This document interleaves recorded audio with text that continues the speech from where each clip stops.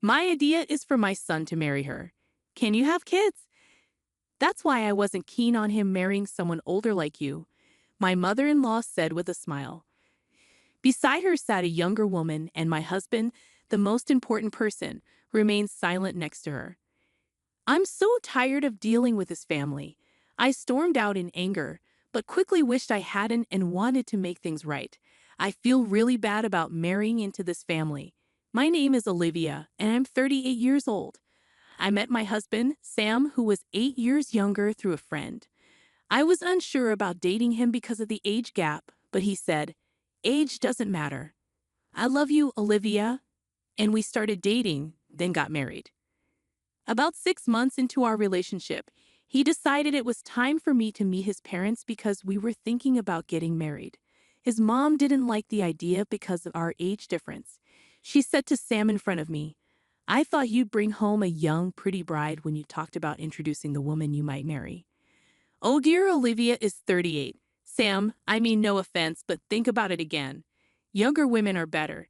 His dad stepped in and said, "If Sam thinks it's right, then it's right, isn't it? Sorry for my wife's rude comments, Olivia." After that, they agreed to our marriage. My father-in-law was someone who would calm down my mother-in-law's mean words, seeming like he didn't like arguments. But after we got married, he often ignored things that were wrong, which was disappointing. Sam's family was famous for owning a lot of land in our small town, and my mother-in-law bragged about it a lot. Even though she wasn't actually related by blood, she married into the family, just like me. This family is wealthy, and Sam, as their favorite, has a charming personality that's almost like a dream. The guy I dated before Sam was really careful with money, which was hard, so I like how Sam is generous and relaxed about it. Even though my mother-in-law reluctantly accepted our marriage after my father-in-law scolded her, she doesn't seem happy about it. She keeps telling me how a good wife should act, which is annoying. She's influential among the local women and is proud of leading the Women's Association and being popular. She insisted I meet the association members on a weekday to make a good impression on them. She introduced me with a proud smile, but some of them whispered, "You'll face challenges too," suggesting she wasn't as popular as she claimed. "Oh, and I was also advised to have a fertility checkup," she added. I felt a bit uneasy that it was my mother-in-law, not Sam, who suggested it, but I was curious too, so I agreed. The exams weren't pleasant, but I wished there was a way to make them easier. Sitting in that examination chair felt like torture. Despite the discomfort, the results of my checkup were good, and I felt relieved when the doctor said, "You're healthy." Sam seemed worried, but he relaxed when I told him the news. I shared the results with my mother-in-law, hoping we could now enjoy our marriage without worries. Then she said, "Great, you've cleared the first hurdle." First hurdle? What does she mean by that? I thought she'd be happier. Was she hoping for a bad result? I was unsure how to react when my mother-in-law made an unexpected suggestion. "Once you're married, let's buy a duplex and live together. You'll need to chip in for the down payment and mortgage. You work in administration, right? Your salary might not be high, but you should manage considering your age and experience. I'll cover the rest of the costs for the duplex." I was taken aback by this sudden proposal. I glanced at my husband beside me, but he remained silent. "Please help me out." "Well, about living together, Sam hasn't mentioned anything to me," I replied. Besides feeling insulted about my job being belittled, I was more concerned about the duplex and living arrangements. "You haven't heard?" "Oh, Sam probably thought it was understood. That's not good. We always planned that when Sam got married, we'd all live together." I felt a shiver run down my spine. Was she implying she influenced Sam into this idea through repetition? "Yes, that's what I had in mind," she confirmed. "What? I never heard about this. Why are you agreeing so easily?" "I'm sorry, but I didn't know about this plan, and I can't make a decision without discussing it with Sam. So can we hold off on this for now?" With that, I left my in-laws' house. Later, when I asked Sam about it, he explained that he had planned to build a duplex on his parents' land after we got married and live with them. I was upset that he hadn't mentioned this to me earlier, but he just said, "Sorry, I forgot." Looking back, I realized I should have reconsidered marrying him. At that time, Sam seemed kind and attractive, and I was worried that at my age, I wouldn't find someone else if I let him go. I regret now that I was charmed by his apology and didn't think more clearly. It seems I got caught up in the idea of marriage and didn't see things clearly. So I ended up agreeing to build the duplex my mother-in-law wanted, and I ended up paying for half of the down payment and mortgage. 6 months after we got married, I found out I was pregnant. To be safe, I didn't tell my in-laws until things seemed stable. I was worried something might go wrong. Once everything was okay, I told them the good news. They were thrilled and started talking about baby names right away. They were hoping for a boy, but we didn't know the gender yet, so it's still a surprise. There's some pressure, but it feels good to make them happy. They suggested I quit my job for safety, but since I help out with my family's business, I have a flexible role. I chose to keep working as long as I felt okay. My pregnancy was going well, and I began to feel the baby moving inside me, a moment filled with both mystery and joy. I'm grateful for the experience of being a woman and feeling this happiness. Every time I go for a checkup, my husband Sam and my in-laws eagerly await news of the baby's progress, and I'm excitedly anticipating the birth. I believe having this child will strengthen my relationship with my mother-in-law. One day, amidst what seemed like a bright and ordinary day, I noticed that the baby's movements were becoming weaker. An indescribable anxiety engulfed me, and I rushed to the hospital. The doctors delivered devastating news. Something was wrong with the baby. How? Why? I was living my life normally. What had I done wrong? Fears of the unknown gripped me as I was admitted to the hospital immediately. Despite the doctor's efforts, my child's journey ended too soon. Just a few more months, and I could have held my baby. Why did it happen so suddenly? It felt like just yesterday when the baby was lively inside me. Was it my fault? As tears streamed down my face, my husband's words cut through the grief. How long will you cry? It's done now, isn't it? Crying won't bring the baby back. Stop crying. I was stunned. What was he saying? Our child had just passed away. Although taken aback by this unfamiliar coldness from Sam, my shattered state of mind left me unable to respond. The day I was discharged from the hospital arrived, but Sam didn't come to pick me up. Putting on a brave face, I reassured the concerned nurses that I'd manage fine on my own. Arriving home in a taxi, I was met by Sam, my mother-in-law, and a stranger. Welcome back. It's unfortunate, isn't it? My mother-in-law said with an odd smile. Yes, I replied, taking a seat on the living room couch as directed. The seating arrangement felt strange, with my mother-in-law and the stranger sitting across from me, and Sam beside them, showing no signs of comfort or eye contact. Then my mother-in-law spoke up. We've discussed this with Sam. Since you can't have children anymore, we don't need a daughter-in-law who can't provide in here, so we've arranged for this girl to marry Sam. I was stunned by her words. As I struggled to come to terms with the loss of the baby, tears brimmed in my eyes. But I fought back, knowing that giving in to tears would mean admitting defeat. Unable to lift my gaze, I kept my head bowed. Despite my despair, my mother-in-law pressed on mercilessly. Well, if you're suggesting you'll support the family financially instead of having children, we might consider letting you stay. But can you really provide for us if they leave you behind? I was bewildered by their conversation. Instinctively, I looked to my husband for support, but he avoided my eyes. Beside him, a woman who looked triumphant stared back at me. I recognized her as Sam's childhood friend, introduced to me at our wedding. Seeing my husband's reluctance to meet my gaze, I realized he wasn't on my side. A chilling realization washed over me, sharpening my senses. While I was in the hospital, it seems they made their plans. They want to kick me out, the woman who can't have children, and bring in a younger wife to have in here. If I stay, I'll only suffer more. There's nothing for me here anymore. Finally understanding this clearly, I said to Sam, I get it. Let's divorce. Please be happy with your new wife. And so I left the house and went back to my family home. My parents were surprised but welcomed me warmly. They knew about my miscarriage and were outraged by the cruelty I faced so soon after leaving the hospital. It was a relief to feel their love after so long, and I ended up crying a lot that day. Exhausted from crying, I fell asleep. But the next day, my mother-in-law and husband, who had treated me so cruelly, showed up at my family home. At first, my mother answered the door, but when she realized who it was, she refused to talk to them. Then they started ringing the doorbell nonstop, shouting, "We take back the divorce. Come back now." In truth, my family owns a barbecue restaurant, a well-known spot that serves a globally recognized brand of beer. Many famous people, including celebrities and athletes, dine there. However, my husband's family comes from an old and respected background. They had a negative opinion of my family because of our restaurant business. They held on to old-fashioned beliefs that restaurants were shady and that our family background was lacking. We had invited them to dine with us before the wedding, but they declined, citing concerns about beef and preferring to eat at specific places.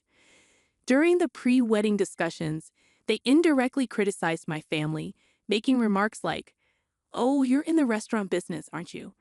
That's from your parents' era, isn't it? Oh, I understand. Dealing with beef, huh?" Reputable families usually avoid such ventures. It hurt to see my parents, who had worked hard to raise me, being belittled in this way. My parents brushed it off with a chuckle, saying, "Some people just think that way." On the day I left after the divorce, my husband and mother-in-law happened to catch a TV feature about our restaurant.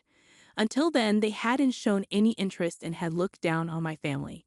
But when they learned that the restaurant was described as running its own farm, producing top-quality beef, and enjoying immense popularity with meat exported worldwide, their attitude changed. Suddenly, they were panicking and came rushing to me, pleading for my return. They tried to cozy up to me, saying, "If we'd known you were so successful, we wouldn't have talked about divorce. We're sorry for yesterday. We weren't thinking straight. Please come back." It made me feel sick to my stomach how quickly they changed their tune. After all the discussions about children and heirs, was it really just about money in the end? My husband, Sam, and his family never bothered to inquire about my job in detail, so I had casually mentioned that I worked in office administration for my family's business, leading them to believe I was a low-paid, unimportant employee. It seems they assumed that if they asked me to contribute to the house's down payment and mortgage, I'd give up on the marriage. The truth is, I actually oversee the meat export division of my parents' company, earning a substantial income for an office worker. Thankfully, I had saved up a good amount of money due to marrying later in life, which allowed me to meet their financial demands. I'm also a major shareholder in the company and aspire to take over my father's position to further expand the business. They never showed any interest or asked me about this until they saw it on TV, which suddenly changed their attitude towards me. Despite incessantly talking about wanting children, it seems money was their primary concern all along. I'm utterly disappointed by their superficiality. After silently observing the situation, my father finally lost his temper and kicked Sam and his parents out. "Thank you, Dad. You saved me," I said gratefully. Still simmering with anger, my father began drinking and cursing at them. He wanted me to explain everything that happened before the marriage, holding nothing back, believing I shouldn't handle this alone. My father immediately contacted a lawyer he knew, seeking damages for my unjust eviction. We also demanded reimbursement for the housing funds I provided during our time living together. The claim was acknowledged, and I was awarded a refund for the expenses I covered.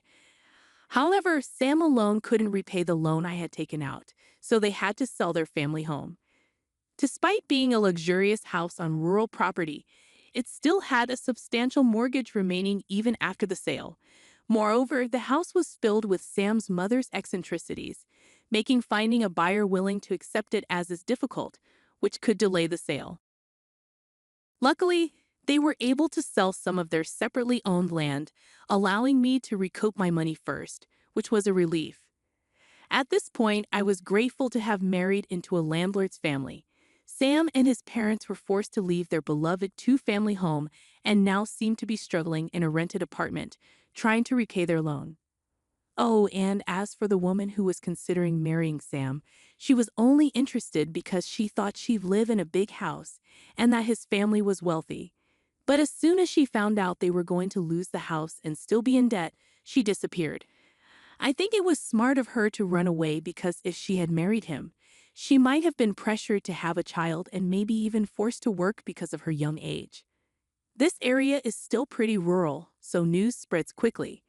Gossip flies around, especially when it involves a well-known family like Sam's. People are talking, saying things like they treated her horribly and drove her away. They used to flaunt their big house, but now they're in debt and living in an apartment. Both the wife and the potential new wife have left them. Their family line might end with this generation. It's surprising how accurate the rumors are and makes you wonder who's been watching all this unfold. The power of a rural network is something else. It seems like my controlling mother-in-law, who used to act like she owned the place, is now sneaking around even when she's just out shopping, worried about what people will say. My parents reminded me, we warned you about marrying into a family that would demand pregnancy tests before marriage, didn't we? And brushed off the situation. They tried to console me in their own way, saying, Olivia just rushed into marriage a bit. Don't worry about it. It's okay if you stay home for now.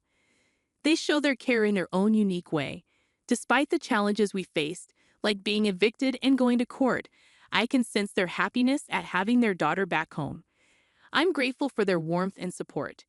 It feels like I've woken up from a bad dream about my married life, and now I'm free. Although I have a divorce behind me, I'm still in my 30s and haven't given up on marriage. Once things settle down, I plan to focus on finding a new partner. But for now, maybe I should dedicate more time to doing good things for my parents.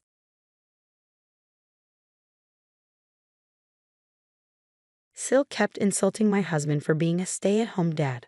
I snapped and told her how my husband supported their entire family during hard times at her wedding dinner. Let me explain. I'm 28, my husband Jason is 29, and we've been married for 3 years. We met 6 years ago through my brother, who's pals with Jason from their jobs. Jason used to be a cop, and my brother runs a pizza joint where Jason would hang out. They hit it off, and my brother invited him over for Thanksgiving one year. That's how we first met, and soon after, I asked him out, and we started going out. After being together for 3 years, he proposed, and we got married. I've met his family a few times before the wedding, and most of them were really nice to me, except for my sister-in-law, Janice, who's 27. Even though my mother-in-law was friendly, Janice wasn't. Jason kept saying she'd warm up to me, but she never did. She wasn't openly mean, but she'd make subtle digs and jokes that weren't funny. At first, it bothered me, but eventually I got used to it and ignored her. She never confronted me when Jason was around, probably because she didn't want to risk upsetting him. But he knew how she treated me and made sure I wasn't left alone with her when we visited his family. I didn't want him to cut off his family or his sister because of a few mean comments, so we just ignored her and let her say what she wanted while I tried my best to ignore it. Jason did the same. It wasn't great, but we didn't have many options. We chose to keep the peace in the family and tolerate her behavior towards me. Looking back, I really regret not speaking up sooner and addressing this issue instead of staying silent and feeling insecure. I was worried about being seen as overly sensitive or causing problems within the family. But recently, something happened that made me realize I couldn't stay quiet any longer. Jason used to be a cop but decided to become a stay-at-home dad a few months ago. I'm a trauma surgeon, so balancing work and family is challenging for us. We have a daughter, and finding the right balance has been tough. Both of us have demanding jobs, and we couldn't spend as much time at home as we wanted. We had daycare and our parents to help with our daughter, but it wasn't enough. We felt like we were missing out on being there for her as she grew up. So about a year ago, Jason and I had a serious talk about it. He decided to leave his job as a cop to be with our daughter more. It was his choice. I didn't pressure him. He felt it was fair since I earned more, and he wanted our daughter to have one of us around most of the time. I asked him countless times if he was sure about becoming a full-time dad before I finally believed he was serious. It was a big decision, especially knowing how much he loved being a cop. I wanted to be sure he wouldn't regret it or resent me. But he seems genuinely happy taking care of our daughter and managing the household. We talked about it recently, and he admitted that it was tough adjusting at first after working for so long. However, as time passed, he grew more comfortable with it, especially since he gets to spend quality time with our daughter. He's content with how things have turned out for him. He doesn't have any complaints because he believes his dream job has shifted from being a cop to being a father, which he finds beautiful. However, his family doesn't share the same sentiment. I should have anticipated this because they're quite traditional. While they allow women to work, they don't approve of men staying home. None of the men in his family do household chores because they see it as beneath them. As a result, the women end up juggling both work and household duties, or they're pressured to quit their jobs, like my mother-in-law did. What's baffling is that they don't see anything wrong with this setup. They consider it normal. Jason and I both find this mindset ridiculous but haven't addressed it with his family to avoid pointless arguments and cover-ups for their outdated views. If they're content with their lifestyle, who are we to criticize? Luckily, Jason and I always divide responsibilities equally, and sometimes he even does more around the house if I'm working late. Now, with him at home full-time, we've adjusted, and as long as everyone's happy and healthy, and there's food on the table, the division of labor doesn't matter. However, his parents and sisters strongly disagree with this. They believe Jason's decision to leave his job and stay home makes him less of a man. They've been arguing about it for months. I initially tried to step in, but his parents made it clear it would only worsen their relationship. Jason didn't want me involved either, so I stayed out of it. It took them some time, but they eventually accepted our new arrangement and haven't mentioned it in months. It also helped that they had other things to focus on, like Janice getting married. Her boyfriend of 2 years, Harry, proposed, and suddenly everyone was preoccupied with the wedding plans, which took the spotlight off Jason for a while. We were grateful for the distraction because it gave us some relief from the pressure. His family stopped questioning Jason's decision to leave his job, and we thought the issue had blown over. But at Janice's rehearsal dinner yesterday, the topic resurfaced, leading to my outburst. With Janice's wedding happening soon, we need to address this quickly. It's urgent, so we'd appreciate a prompt response. During dinner, Jason and I sat across from Janice and Harry, surrounded by their parents and a few other relatives. We were all engaged in a pleasant conversation, nothing too contentious, and I was relieved that things seemed back to normal with his family. It was a significant improvement, especially considering how upset they had been when Jason left his job. I didn't expect any trouble, but then Janice veered off topic and asked me about my work. I felt uneasy but answered politely, hoping to avoid any conflict. However, I sensed where she was headed. I kept my response brief, hoping she'd drop it.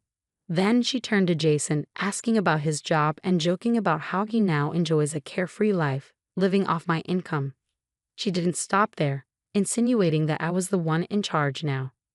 She made a string of jokes that hit below the belt, teasing Jason while he tried to maintain a smile and ignore it all.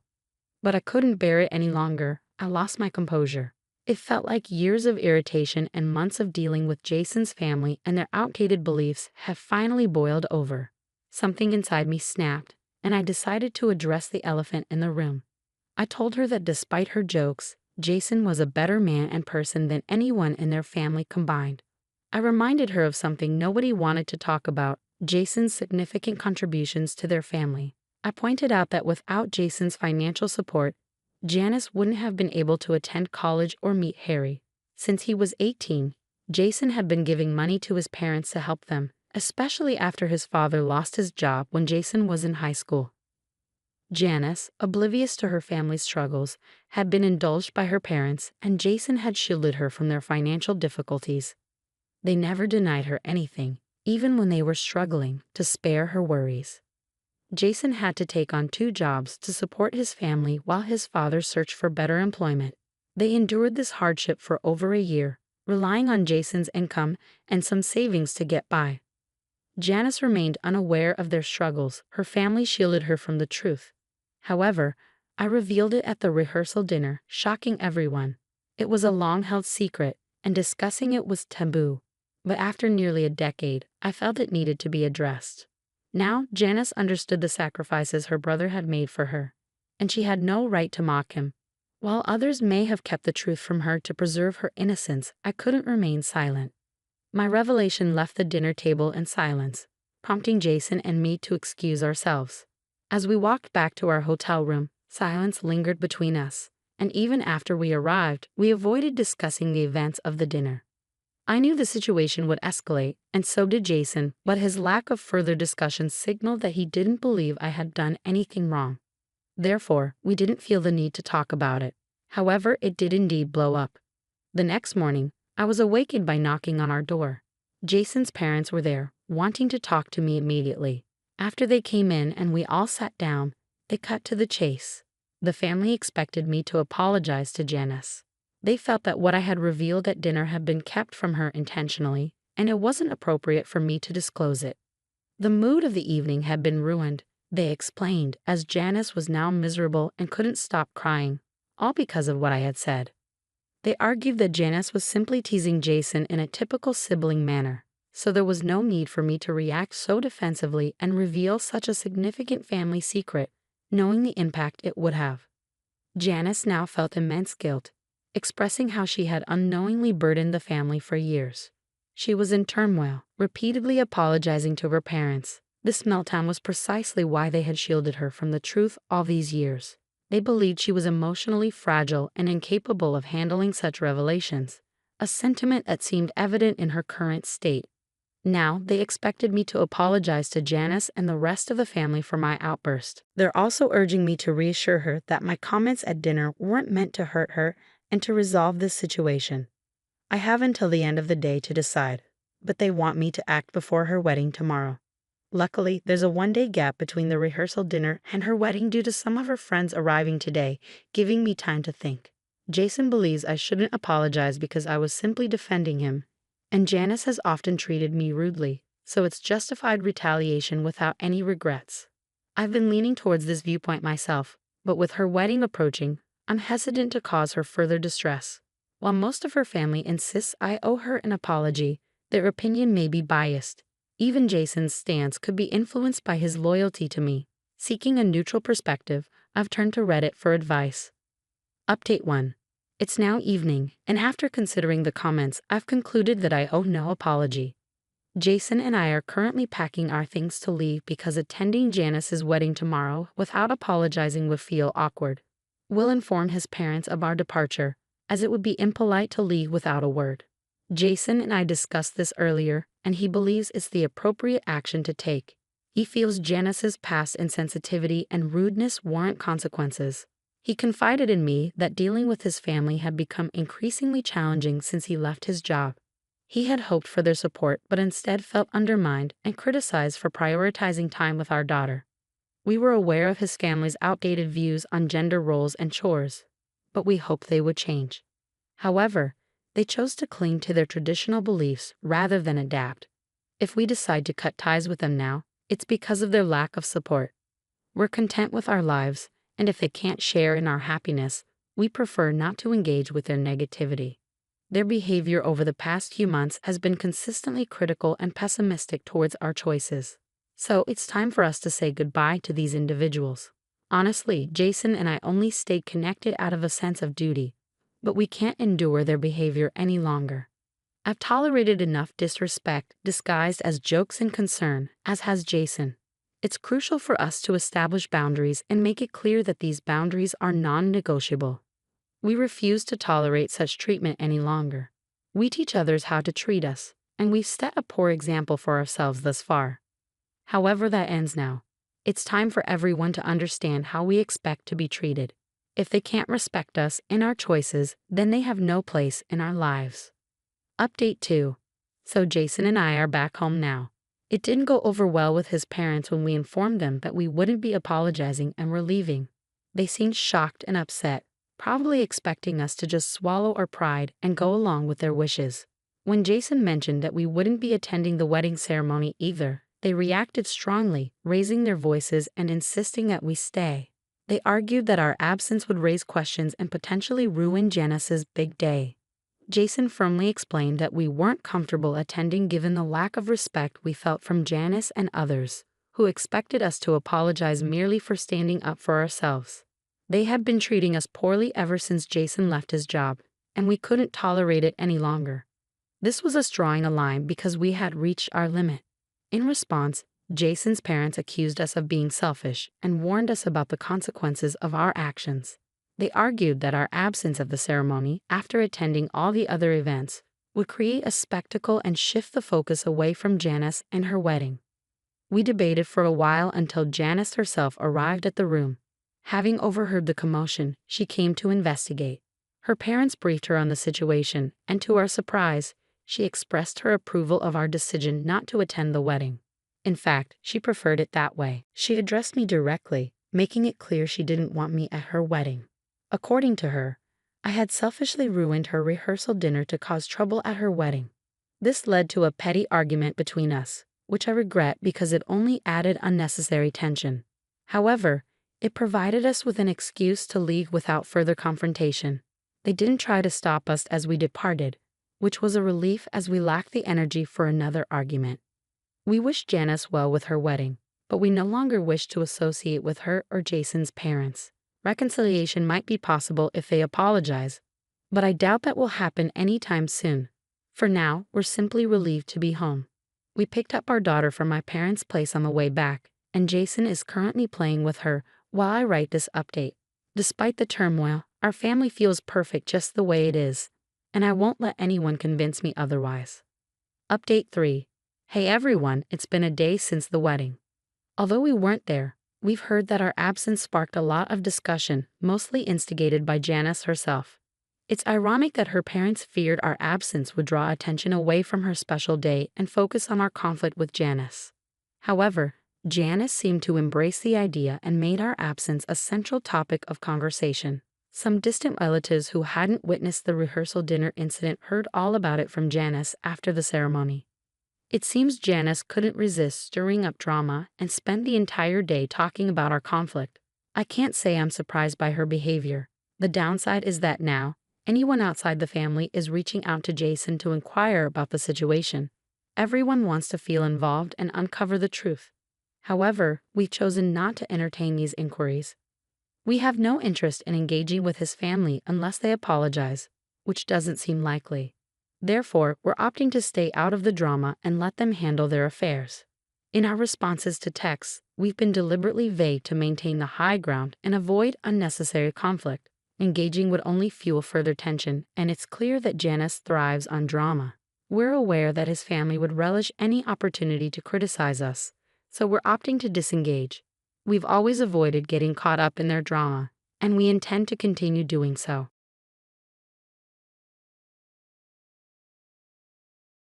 I need to head back to my hometown for a while.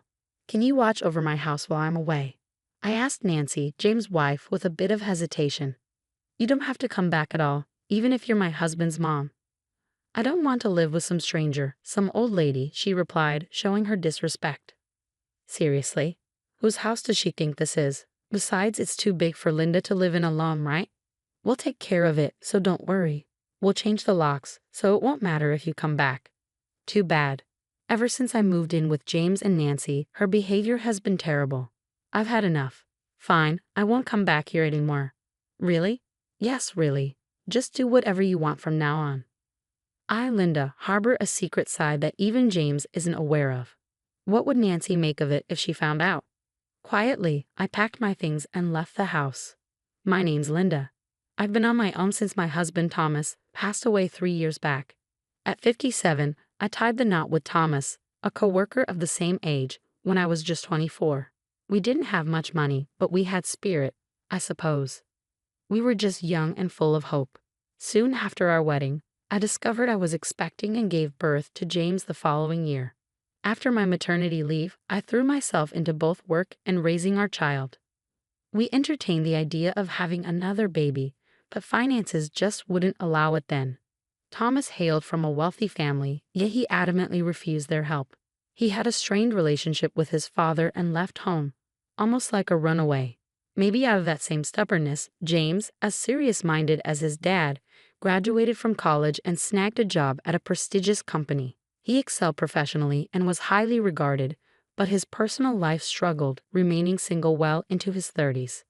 We tied the knot young, full of vigor, but it seemed we didn't follow in our parents' footsteps in that regard. James, when will I get to meet my grandkid? That was Thomas's constant refrain. While our marriage might have been early, it was unusual to find someone in their 30s with no dating history like James. In our time, folks always had tales of their weekend companions. Looking back, it was a more carefree era.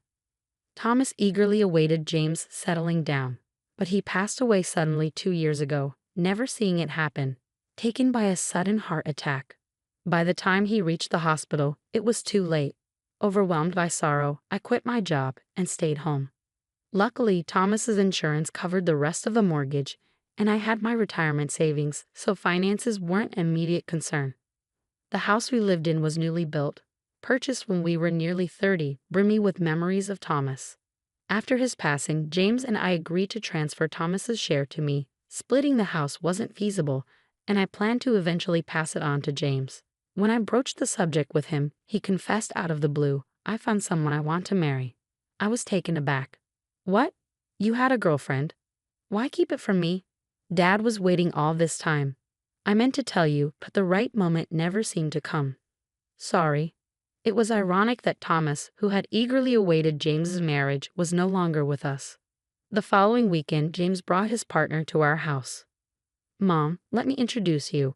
This is Nancy. Nice to meet you." "I'm Nancy," she said, dressed flamboyantly and seeming quite mismatched for James, who had led a serious life until then. "Still," I remarked, "you seem cheerful and kind, don't you?" I trusted that if James chose her despite her appearance, her character must be decent. Nancy glanced around our home, scrutinizing everything. I felt a bit uneasy. "Is everything okay? You seem deep in thought," I asked Nancy. "Oh, nothing. Just taking it all in. So this is where James grew up. By the way, Mom, there's something else I'd like to discuss." James began. "What is it?" James proposed skipping the wedding ceremony and just registering the marriage. Since his one-bedroom apartment was too small, he asked if they could live with me. "I don't mind. But are you comfortable with that, Nancy?" I inquired, though secretly thrilled at the thought of not being alone in this big house since Thomas passed away. "Nancy, are you okay with staying here?" For a moment, Nancy seemed a tad displeased, but it passed quickly. Soon she smiled and replied, "Of course. I've always dreamed of living in a house rather than an apartment." "See, Mom, Nancy agrees, so please, how could I refuse my dear James' request? Plus, I had my own worries about living alone. Having the young couple around would liven up the house and perhaps eventually bring grandchildren. I hope this would gradually fill the void left by Thomas's absence. "It's okay, James. This is your home, and Nancy, please treat it as yours." I agreed to their arrangement. However, Nancy's occasional rude comments troubled me. Once we started living together, my suspicions were confirmed. "Linda, I'm quite busy, so could you handle all the meals and cleaning?" Nancy asked as we were still unpacking. "And the bath preparations too, please." Pretty please. She treated me like a maid, but I endured it for the sake of harmony with James and his wife. Yet the workload of running a household is vastly different for a single person than for a grown adult. "Linda, my lingerie is delicate, so be sure to hand wash it." Why can't she do it herself if she's so particular? Even I couldn't suppress my frustration.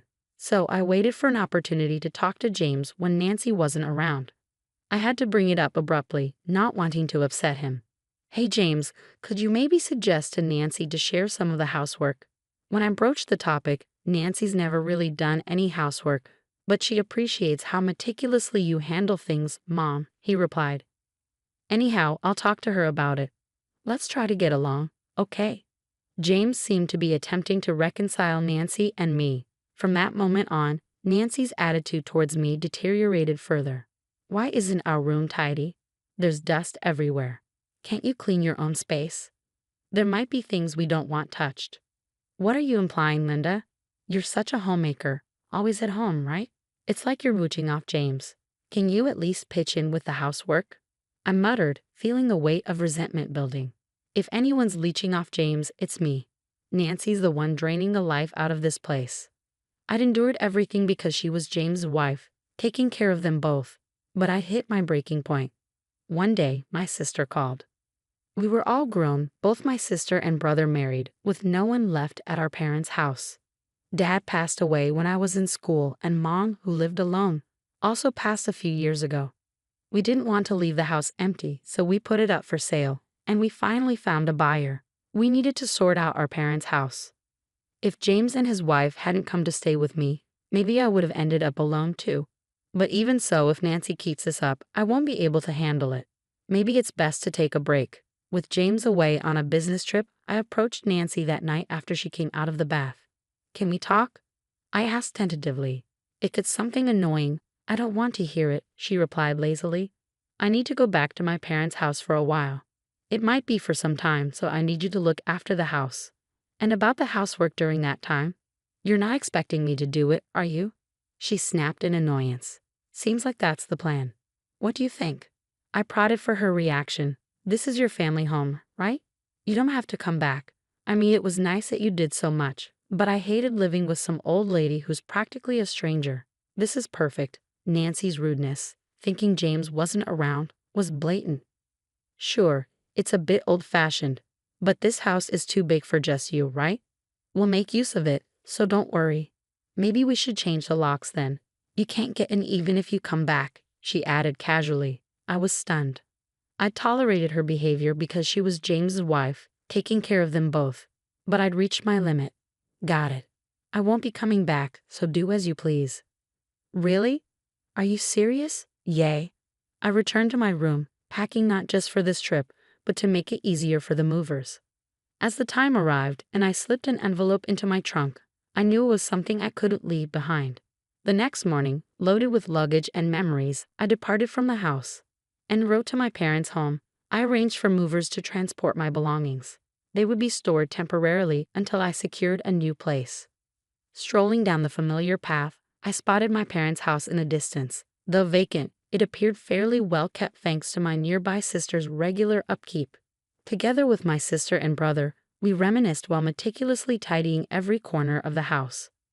Maintaining an empty house proved challenging, hence selling it seemed the most practical. Retrieving the envelope from my trunk, I dialed the real estate agent's number inscribed on it.